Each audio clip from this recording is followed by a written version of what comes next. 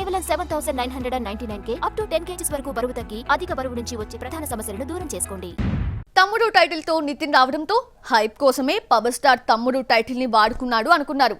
అక్కగా లయ నటించడంతో దర్శకుడు Venu Sriram family entertainer అని decide అయ్యేలా చేశాడు. కానీ టీజర్ ట్రైలర్ చూస్తే మాత్రం ఏదో డిఫరెంట్ స్టోరీతో వస్తున్నాడు అని, కొత్తగా ట్రై చేస్తున్నాడు అని అనిపిస్తోంది. ఎలాగో ఇప్పుడు చూద్దాం. యంగ్ హీరో ఒకసారి ట్రాక్ తప్పాడు అంటే ఎప్పుడు పట్టాలెక్కుతారో చెప్పలేం. వరుసగా డబుల్ హ్యాట్రిక్ ఫ్లాప్స్ చూసిన నితిన్ రొటీన్ జోలికి పోకుండా తమ్ముడుతో కొత్త ప్రయత్నం చేస్తున్నాడు అనిపిస్తోంది.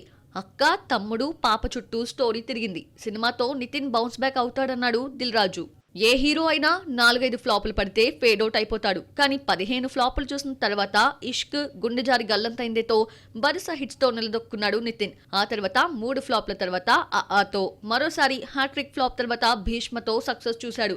భీష్మ హిట్ తర్వాత ఇంతవరకు మరో సక్సెస్ చూడలేదు. ఫ్లాపులో నుంచి నితిన్ బయటపడాలంటే జూలై 4th రిలీజ్ అవుతున్న తమ్ముడు హిట్ చాలా అవసరం.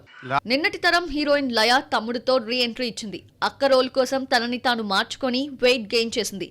ఒక్కో పరీక్షలో పాస్ అవుతూ ఇక్కడి వరకు వచ్చానని, అడవుల్లో చెప్పులు లేకుండా పరిగెత్తడం చాలా కష్టం అనిపించిందని చెప్పుకొచ్చింది లయ.